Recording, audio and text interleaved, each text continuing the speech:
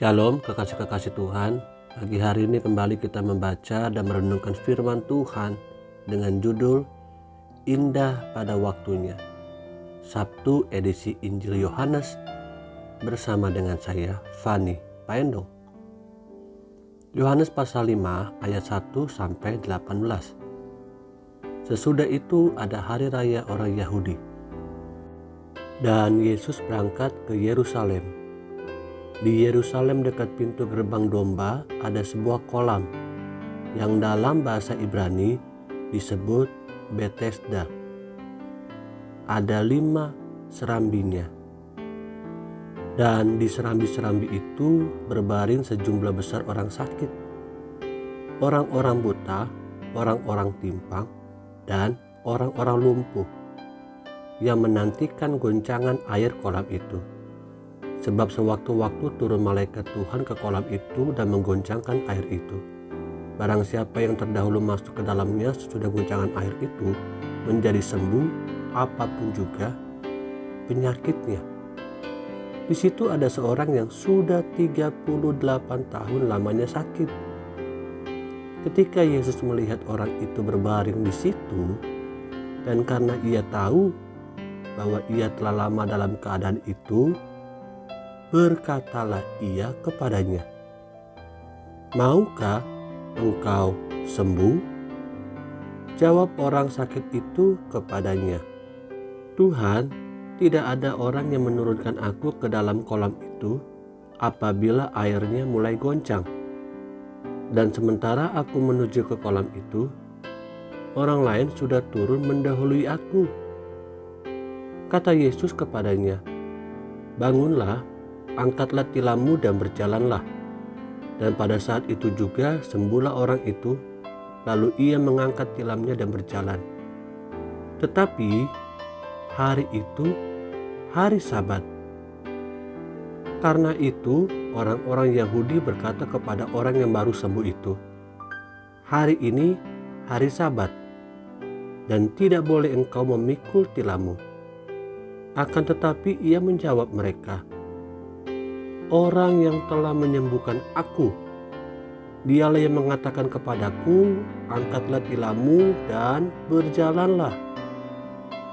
Mereka bertanya kepadanya, "Siapakah orang itu yang berkata kepadamu, angkatlah tilammu dan berjalanlah?"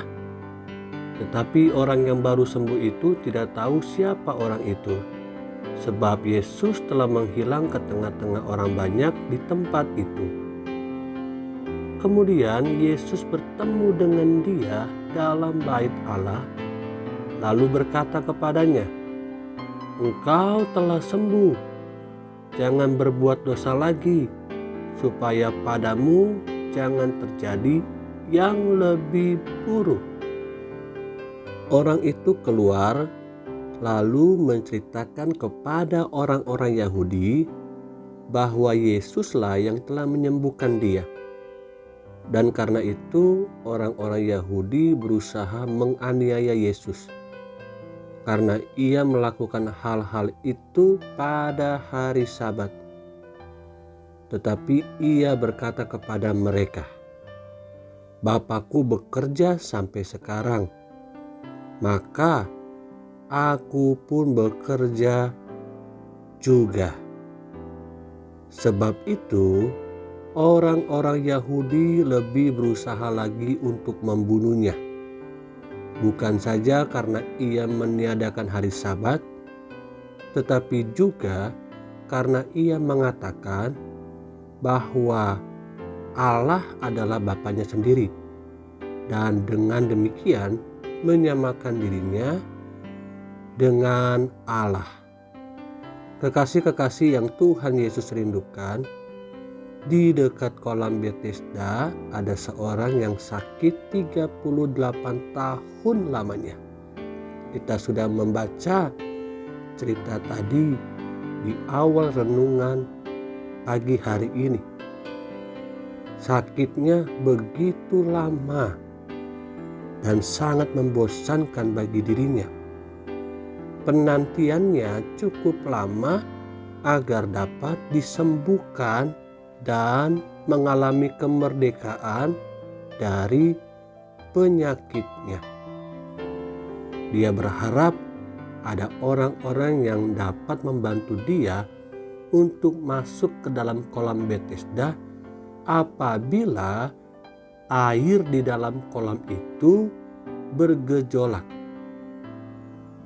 Memang kita tahu bersama penantian pengharapan kita kepada manusia akan menghasilkan kekecewaan.